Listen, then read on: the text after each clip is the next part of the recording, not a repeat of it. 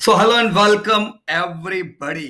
मैं Piyush Patel profit from it की ओर से आप सबका न्यूवोको विस्टास कॉर्पोरेशन लिमिटेड के आईपीओ के डिस्कशन में स्वागत करता हूं। दोस्तों, मैं देख रहा हूं किस प्रकार से आप सब लोग एकदम बुलिश थे, कितने आईपीओ आ रहे थे, सबके पीछे जा रहे थे, लेकिन वो माहौल धीमे धीमे ठंडा होता जा रहा दिख रहा है। प्रीमियम जैसे कम होते जा रहे, लोगों को थोड़ा फियर लग रहा है। दोस्तों, हम लोग जब कभी कोई आईपीओ का डिस्कशन करते हैं, हमने कभी कोई प्रीमियम्स की बात नहीं की। तो यहां पे मैं माहौल ठंडा हो या गर्म,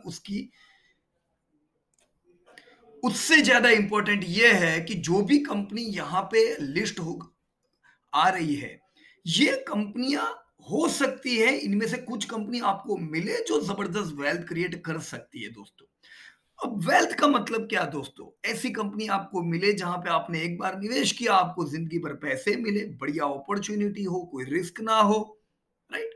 शेयर उन लोगों का बढ़ता जाए। अब ऐसी कंपनी हर एक तो होगी नहीं, राइट? जनरली लोगों को लगता है हर एक कंपनी में आया आईपीओ में पैसा भरने का, हर एक कंपनी बढ़िया। ऐसा नहीं है दोस्तों। 100 में से एक दो कंपनी आपको मिलेगी। तो आइए दोस्तों, न्यूवो का विस्टा कॉर्पोरेशन के बारे में हम कुछ जाने कि क्या यह कंपनी वेल्थ क्रिएट करके दे सकती है।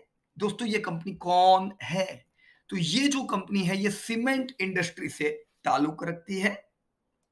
भारत की 5th लार्जेस्ट सीमेंट प्लेयर है और ईस्ट इंडिया की नंबर 1 है। दोस्तों, पूरे भारत का अगर सीमेंट कैपेसिटी देखा जाए तो 4% सीमेंट कैपेसिटी के लिए रिस्पॉन्सिबल है। कंपनियां 200 से ज्यादा है इस सेक्टर में। तो 200 से ज्यादा कंपनियों में नोवोको की जगह किधर है? आइए दोस्तों, आज के आईपीओ डिस्कशन में हम यही सारी चीजें जानने का प्रयास करें कि क्या ऑफर लेके आए हैं, इशू कितने का है, कौन हमें शेयर बेच रहा है, बैलेंस शीट क्या है, इंडस्ट्री का व्यू क्या है, और आने वाले समय में कौन सी कंपनियां इस इंडस्ट्री से बड़ी बन सकती है। चलिए दोस्तों, तो दोस्तों मोस्ट इंपॉर्टेंट, जैसा आप देख रहे हो यहां पे ऑफर है टोटल 5,000 करोड़ की, जिसमें से फ्रेश इशू 1,500 करोड़ का है जो कंपनी के पास जाएगा। 3,500 करोड़ प्रमोटर्स के पास जाएगा। ये OFS है, ऑफर फॉर सेल है। तो जान लेते हैं दोस्तों, ऑब्जेक्ट क्या है इस आईपीओ का।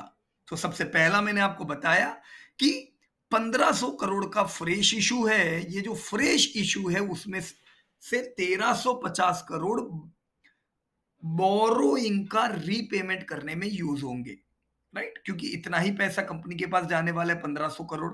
बाकी के 3,500 तो प्रमोटर ग्रुप के पास जाएंगे। तो उनसे प्रश्न है, ये कर नहीं सकते, क्या करोगे भाई इसका, राइट? अब अगर कंपनी की हम लोग एक ईगल्स आई व्यू में फाइनेंशियल इंफॉर्मेशन देखे तो कंपनी का पेड अप कैपिटल 315 करोड़ का है। नेटवर्थ कंपनी का करीबन 7,000 करोड़ का है, 7,324 to be exact. Sales company करीबन उतना ही यानी कि 7,500 करोड़ का करती है। तो ये सेल्स देख के इतना पता चलना चाहिए कि ये होगी सबसे बड़ी कंपनी नहीं हुए सीमेंट में, लेकिन बहुत छोटी भी नहीं है। 7,500 करोड़ यानी ये टॉप 5 कंपनियों में आती होगी कंपनी, लेकिन प्रॉफिट नहीं कर रही है। अब इतना बढ़िया धंधा करने के बावजूद भी प्रॉफिट नहीं कर रही है तो देखने वाली चीज है, right? Company is not making profit. पिछले साल भी कुछ 26 करोड़ का लॉस किया था। ईपीएस नेगेटिव है 0.82, एनएवी 232 रुपीस की है, यानी ये करीबन आपकी बुक वैल्यू हुई। तो बुक वैल्यू के करीब ही आपको ऑफर की जा रही है, डबल भाव पे।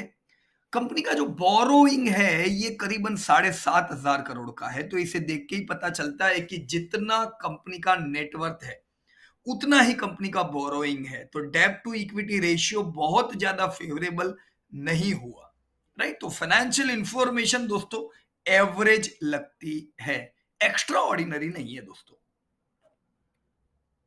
इनकम स्टेटमेंट अगर देखे, यस, रेवेन्यू अच्छे है, 7,500 करोड़ जो हमने पहले डिस्कस किया, ये कम नहीं है। ये पहले दूसरे हरोल की कंपनियों में सीमेंट में आनी चाहिए। कंपनी के प्रॉफिट हम लोगों ने पहले ही बात कर दिया कि कंपनी लॉस कर रही है करीबन 25 करोड़ का, पिछले साल का 2020 में 250 करोड़ का प्रॉफिट था, पर 2019 में भी लॉस था। तो ओवरऑल कंसिस्टेंसी नहीं है, हम यहाँ पे भी कहेंगे एवरेज फाइनेंशियल स्टेटमेंट है। डेट पेइंग कैपेसिटी फेवरेबल नहीं है दोस्तों। तो कंपनी किसकी है? यह दोस्तों share holding pattern, Niyogi enterprise private limited 82% का इसमें शेयर होल्डिंग रखता है दोस्तों। नियोगी यानी इसे आप गिन सकते हो वन टाइप ऑफ निरमा की एक होल्डिंग कंपनी हुई, राइट।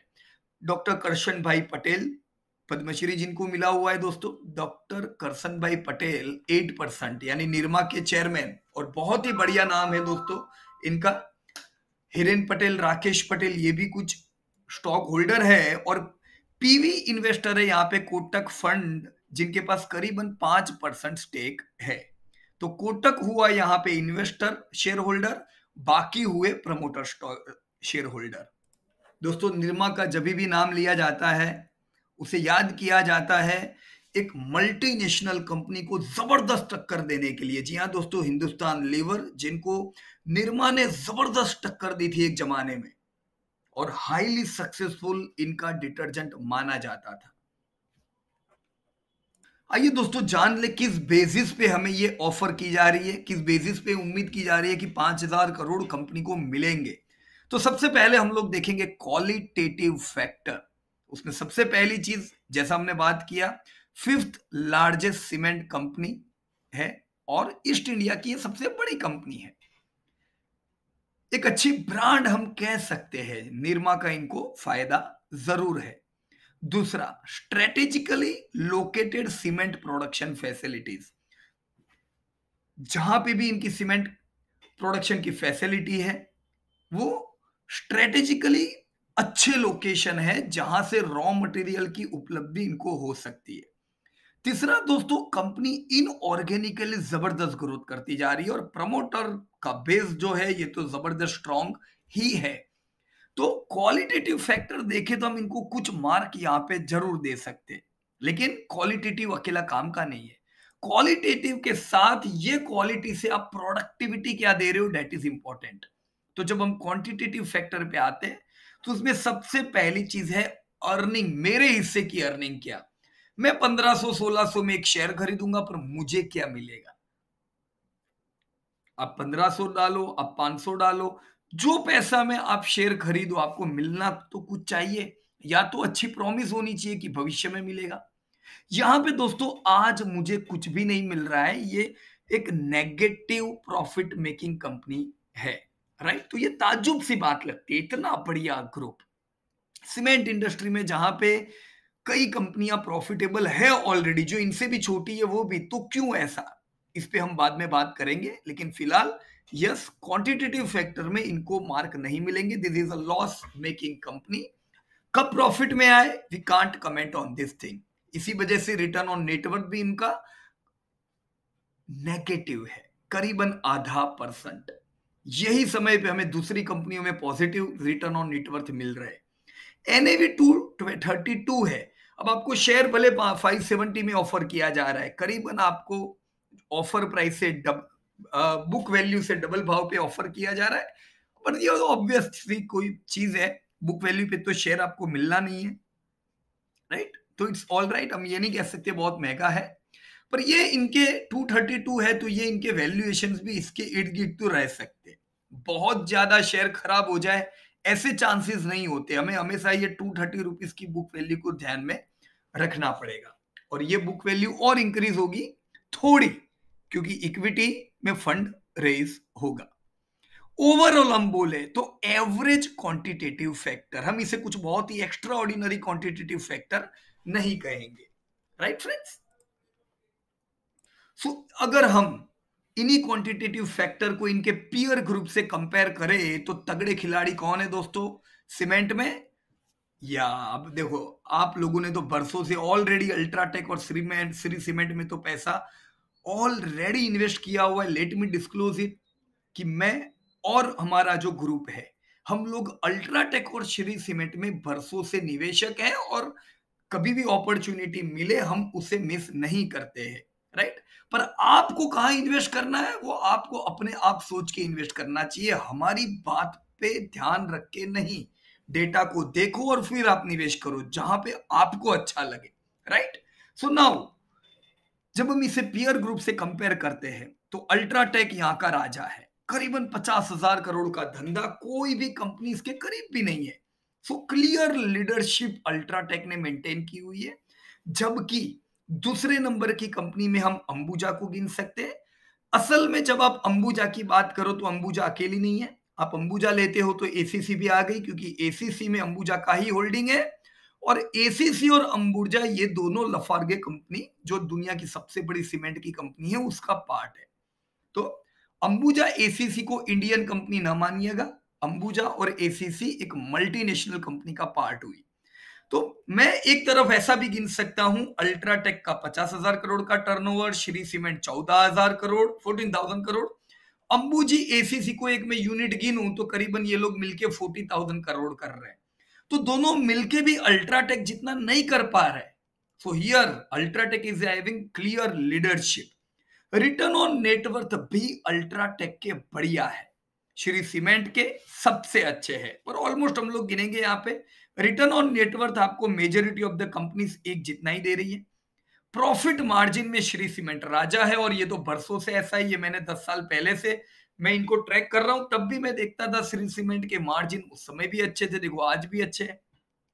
डेब्ट टू इक्विटी रेशियो, डेब्ट टू इक्विटी रेशियो में दोस्तों अल्ट्राटेक 42% कंपनी पे डेब्ट है अपने इक्विटी के मुकाबले। तो देखो डेब्ट ज्यादा है, हम इसे बहुत ज्यादा नहीं कहेंगे, पर नुवोको के केस में तो 100% जितनी हो गई, राइट। अगर टोटल डेब्ट गिने तो अगर हम यहाँ पे लॉन्ग टर्म डेब्ट भी गिने तो भी 70% तो डेब्ट टू इक्विटी है, तो ज्यादा डेब्ट है, राइट। पर अल्ट्राटेक में इतना नहीं है, 40% मतलब 30% एक कंफर्टेबल डेब्ट टू इक्विटी रेशियो दोस्तों माना जाता है, ये 30 से थोड़ा ज्यादा है। तो जब भी आप लोग अल्ट्राटेक में निवेश करो इस चीज को ध्यान में भी रखो कि कुछ डेब्ट यहाँ पे है, जबकि श्री सीमेंट में ये डेब्ट टू इक्विटी रेशियो फेवरेबल है। अब आप अगर यही बात अंबुजा और एसीसी में करोगे तो जैसा जनरली ये नहीं कोई भी मल्टीनेशनल कंपनियों में देखा जाता है, दीज आर डेब्ट फ्री कंपनीज, तो आपको लफार्गे की ये जो कंपनी आप लेते हो तो ये तो डेब्ट फ्री है, राइट। दोनों ही कंपनियां 1% यानी डेब्ट फ्री हुआ। सो ऑब्वियस सी बात है डेप्पिंग कैपेसिटी ये दोनों की अच्छी ही होगी, राइट। 2734 इज गुड, जबकि श्री सीमेंट अल्ट्राटेक की डेपिंग कैपेसिटी इतनी बढ़िया नहीं होगी। अब ये टॉप की कंपनियों में अल्ट्राटेक और श्री सीमेंट के हमने डेटा देखे, बाकी यहां पे 200 कंपनियां हैं, 60 तो लिस्टेड कंपनियां हैं, अगर उन सब कंपनियों का डेटा देखेंगे तो इतना भी फेवरेबल नहीं है। तो हमें यह भी देखना है धंधा कौन कर रहा है और धंधे के साथ में अपने पैरामीटर रेशियो को कौन फेवरेबल करके रख रहा है। तो उन सब केसेस में आगे निकलता है आपका श्री और अल्ट्राटेक। मल्टीनेशनल तो बढ़िया होती ही है, पर एक बहुत बड़ा नेगेटिव मल्टीनेशनल कंपनियों का होता है ग्रोथ। दोस्तों इनके जो ग्रोथ का जो ज्योग्राफी होता है ये सीमित हो गया, ये इंडिया में ही ग्रोथ करते हैं, जबकि इंडियन मल्टीनेशनल कंपनीज दुनिया भर में ग्रोथ करते हैं, जिससे ये देखा गया है सीमेंट सेक्टर नहीं, आप कोई भी सेक्टर देख लो, इंडियन कंपनीज मल्टीनेशनल कंपनी से ग्रोथ तो बढ़िया ही करेगी, ऑलमोस्ट डबल ग्रोथ देखा जाता है। चलो ग्रोथ पे हम बाद में बात करेंगे, तब तक आप ये जरूर कह सकते हो कि अंबुजा एसी यूनिट को एक गिनो तो Lafarge is a very good company, quality में यस अच्छी क्वालिटी है, राइट। बिजनेस में UltraTech and Shree are doing good, हम ये डिसीजन पे बाद में आते हैं कि क्या बढ़िया है, पर नोवा को जिनकी अभी हम यहां पे बात कर रहे हैं वो तो इनके कंपैरिजन में यहां पे आता नहीं है, राइट। तो नोवोको 6th नंबर की कंपनी हुई, सबसे बढ़िया सबसे बड़ी कंपनी यहां पे होती है आपकी अल्ट्राटेक। बाकी कई कंपनियां हैं, ये पूरा उनका वर्ल्ड है, नंबर इतने नहीं लगेंगे, राइट फ्रेंड्स। ये 6th किस लिए कैसे गिनी है, अंबुजा एसीसी अलग गिना है। लफार्गे गिनते हैं तो अंबुजा एसीसी को 1 यूनिट गिनते हैं, तो ये 5th आता है जैसा कंपनी क्लेम करती है, राइट। अब दोस्तों ये इंडस्ट्री बढ़ेगी कि नहीं? अल्ट्राटेक 50,000 करोड़ है, क्या ये 5 लाख करोड़ पहुंचेगी? आपकी श्री सीमेंट क्या 15,000 से लाख करोड़ पहुंचेगी? और नुवोको क्या आज 7,500 करोड़ या कल 25,000 करोड़ पहुंचेगी कि नहीं? ये डिपेंड करता है दोस्तों ग्लोबल इकोनॉमी पे और इंडियन इकोनॉमी पे। जैसा हम यहां पे देख रहे हैं दोस्तों, आईएमएफ के फिगर्स यहां पे दिए हुए 2020, यस हम लोग जानते ही है दोस्तों, कैलेंडर ईयर में बात कर रहा हूं 2020, it was negative for whole world negative, emerging and developing economies negative और एडवांस इकोनॉमीज नेगेटिव। पर आने वाले समय में दोस्तों आईएमएफ का अनुमान है कि एडवांस इकोनॉमी करीबन 4 और 3% से आने वाले 2 साल में आगे बढ़ेगी, जबकि इमर्जिंग और डेवलपिंग इकोनॉमी एडवांस इकोनॉमी को ओवरटेक करते हुए 5% का ग्रोथ आने वाले समय में दिखाएगी। तो कोई डाउट नहीं है, इमर्जिंग इकोनॉमीज का ग्रोथ बढ़िया रहना है दोस्तों। तो साथ ही दोस्तों इंडिया का ग्रोथ भी देख लेना चाहिए हमें। भारत दुनिया की मेजर इकोनॉमी में फास्टेस्ट इकोनॉमी थी। हमने देखा 2014 से 2020 के फिगर भी अगर देखें तो वर्ल्ड के मुकाबले हम डबल स्पीड से आगे बढ़े हैं। करीबन 7% का कगार ग्रोथ पिछले 5 साल का पाया गया था प्री कोविड। दोस्तों 2021 7.5% का डी ग्रोथ हम लोगों ने देखा। 2022 में ये उम्मीद थी कि हम करीबन 11% का ग्रोथ करेंगे, पर वेव 2 आने से ये ग्रोथ करीबन 9.5 से 10% की उम्मीद रखी जाती है। पर इतना है दोस्तों, दुनिया को इमर्जिंग इकोनॉमीज आउट परफॉर्म करेगी, इमर्जिंग इकोनॉमीज को इंडिया आउट परफॉर्म करेगा। भारत आने वाले 10 सालों में दुनिया की मेजर इकोनॉमियों में सबसे तेजी से बढ़ती हुई इकोनॉमी दिखेगी, ऐसा आईएमएफ का कहना है। तो दोस्तों भारत की कंपनियां जो है उसमें ग्रोथ दिखना चाहिए। तो चलो दोस्तों हम देखते हैं भारत में इंडिया सीमेंट इंडस्ट्री ग्लोबली क्या कर रही है। दोस्तों ग्लोबल सीमेंट प्रोडक्शन करीबन 4 बिलियन मैट्रिक टन का था, जिसमें से जैसा आप यहां पे देख पा रहे हो सबसे बड़ा शेयर चाइना का है। 4 बिलियन में से 1.5 बिलियन चाइना अकेला करता है। इंडिया के हाथ लगता है, जैसा आप देख रहे हो 0.34, या आप इसको 340 मिलियन भी कह सकते हो। बाकी दुनिया के पास 2.3 बिलियन का स्टेक जाता है। तो दोस्तों इंडिया और चाइना के पास अच्छा खासा शेयर है सीमेंट में। हम कह सकते हैं चाइना के बाद इंडिया का नंबर सीमेंट में लगता है। अब यहीं पर अगर हम एक्स चाइना गिने तो भारत का शेयर दुनिया भर में बढ़ता जा रहा है। तो इंडिया दोस्तों सीमेंट प्रोडक्शन में अप ट्रेंड में है। उसी तरफ जैसे कोई भी इंडस्ट्री में ये देखा जाता है कि भाई कंजप्शन पर हेड कितना होता है। हम ये कहते हैं एक तरफ कि भी भारत में सबसे ज्यादा पॉपुलेशन है, पर वो पॉपुलेशन कंज्यूम भी करनी चाहिए, राइट। तो अगर हम कंजप्शन देखें सीमेंट का, तो दूसरी कंट्रियों के मुकाबले भारत का पर कैपिटा सीमेंट कंजप्शन खाली 200 से 250 किलोग्राम है, जो कि दुनिया की एवरेज से आधा है। चाइना का सबसे ज्यादा पर कैपिटा कंजप्शन है, दुनिया से करीबन 3 गुना ज्यादा पर हेड 1650 टू 1750 किलोग्राम। फिर कोरिया आती है 900 किलोग्राम। तो हम कोरिया से भी कितना कम पर हेड सीमेंट यूज करते हैं, ये ग्राफ देख के बता सकते हैं दोस्तों। लेकिन यहां पे पॉपुलेशन का बेनिफिट लेते हुए इंडिया दुनिया की दूसरे नंबर की सबसे ज्यादा सीमेंट कंज्यूम करती है, क्योंकि पॉपुलेशन ज्यादा है पर हेड बहुत कम है। तो आने वाले समय में ये पर हेड कंजप्शन काफी इंक्रीज होगा। जैसे जैसे इंडियंस की इनकम इंक्रीज होती जा रही है, तो ओवरऑल हमारा सीमेंट कंजप्शन तो बढ़िया बढ़ना चाहिए। दोस्तों, डोमेस्टिक सीमेंट की जो डिमांड है ये पिछले 5 सालों में करीबन 5% से बढ़ी है, और ये बढ़ी है बढ़ती हुई डिमांड कंस्ट्रक्शन इंफ्रास्ट्रक्चर में और एफोर्डेबल हाउसिंग। इसमें से काफी डिमांड प्री इलेक्शन भी देखी गई 2018 और 19 में। ये डिमांड गिरी थी पैंडेमिक के टाइम पे, पर अगेन डिमांड में हम अपटिक देखेंगे दोस्तों। तो दोस्तों, मन में ये प्रश्न होता होगा, ये सीमेंट सबसे ज्यादा कंज्यूम किधर होता है?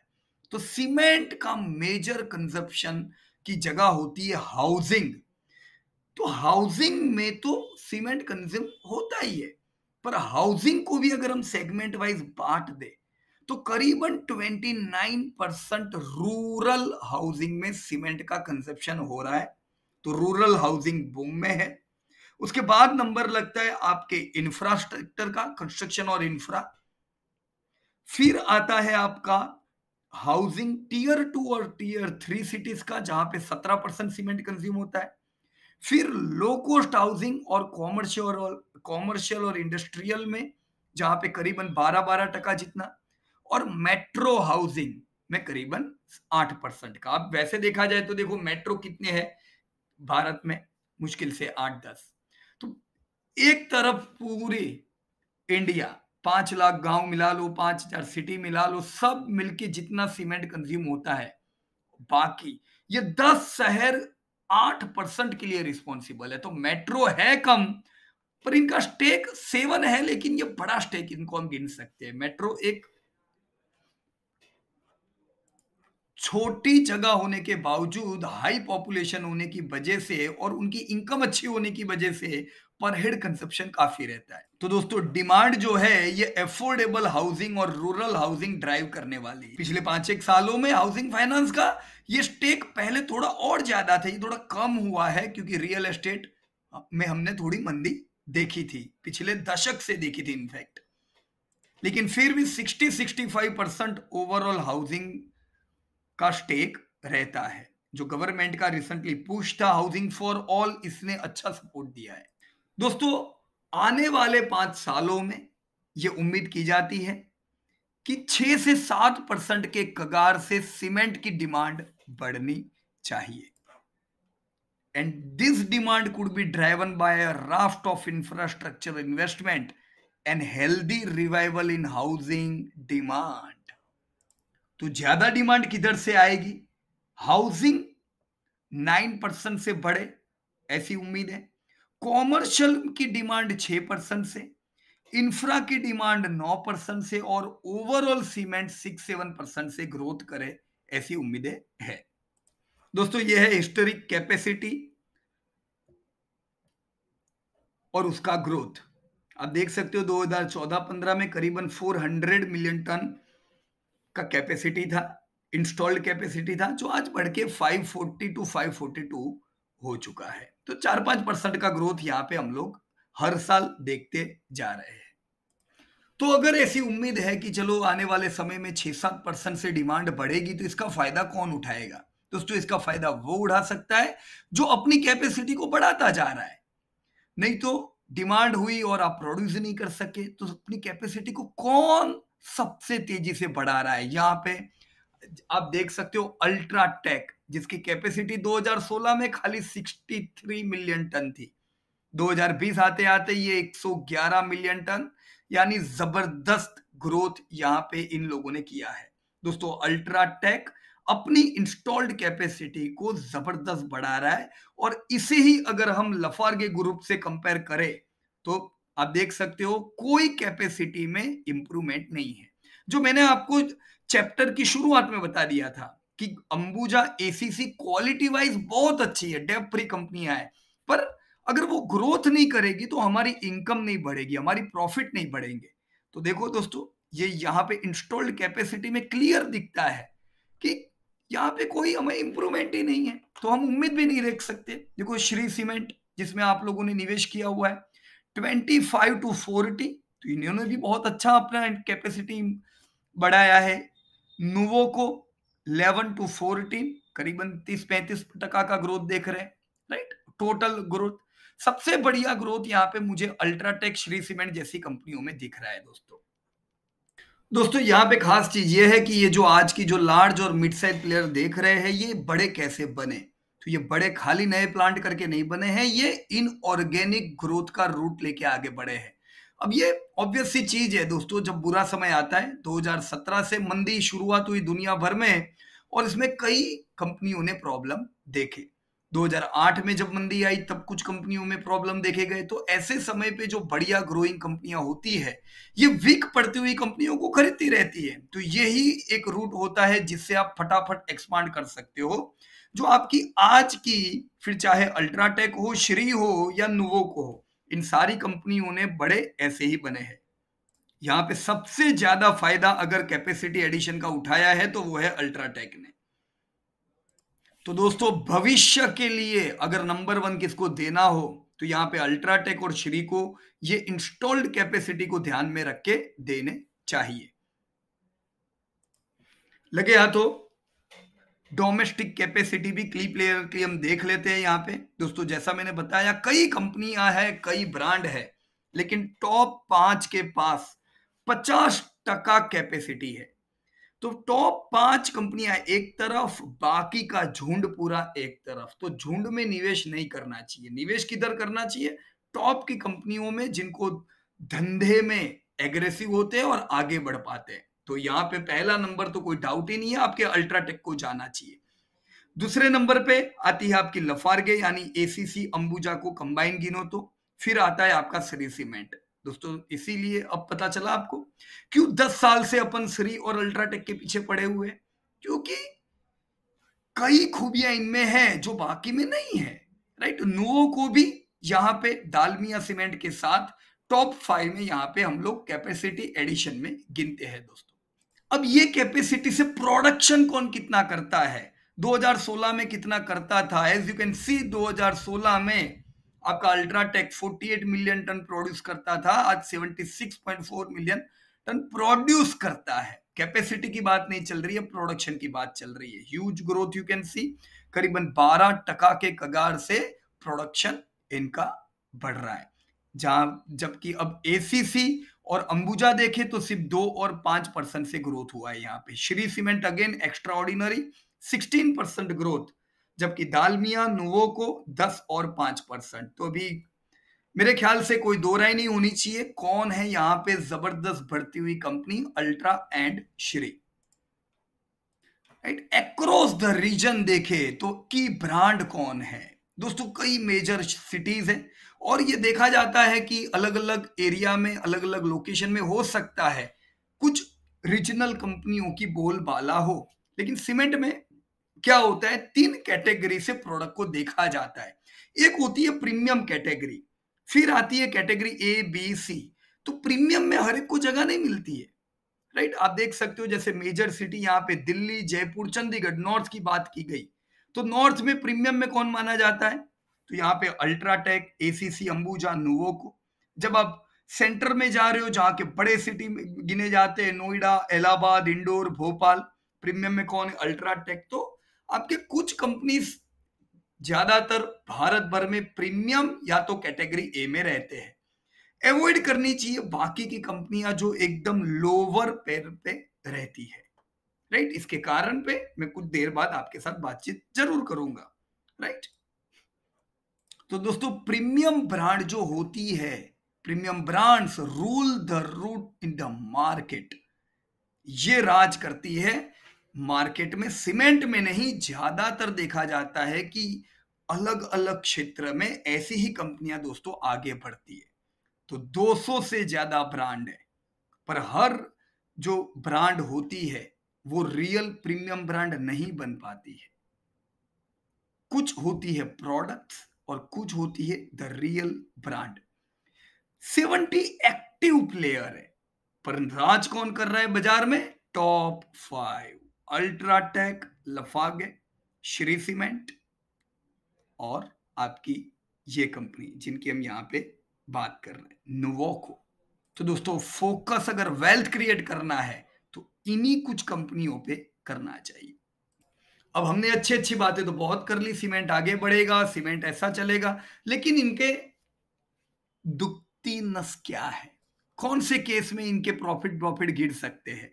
तो दोस्तों, अगर हम कॉस्ट ब्रेकअप सीमेंट इंडस्ट्री का करें तो मेजर जो कॉस्ट इनके साथ एसोसिएट होती है वो होती है power and fuel, power and fuel, raw material, selling expenses, packaging expenses और अदर। इसमें दोस्तों फ्रेट कॉस्ट जो होती है उसका सबसे बड़ा योगदान होता है खर्चे में, करीबन 29%। Fuel cost 26%। तो अगर ये दो कॉस्ट को ही अगर आप मिला लो, freight cost and fuel cost, तो 50% से ज्यादा खर्चा इधर ही हो जाता है।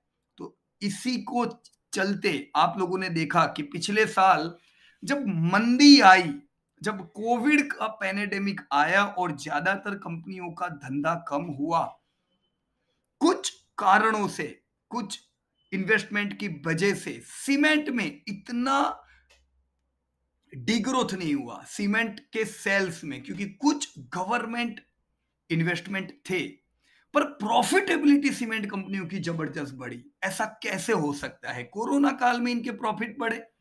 ये इसलिए हुआ क्योंकि दोस्तों, फिर चाहे वो सीमेंट हो चाहे मेटल हो, ये दोनों में ही फ्रेट कॉस्ट, फ्यूल कॉस्ट का योगदान बढ़ा है।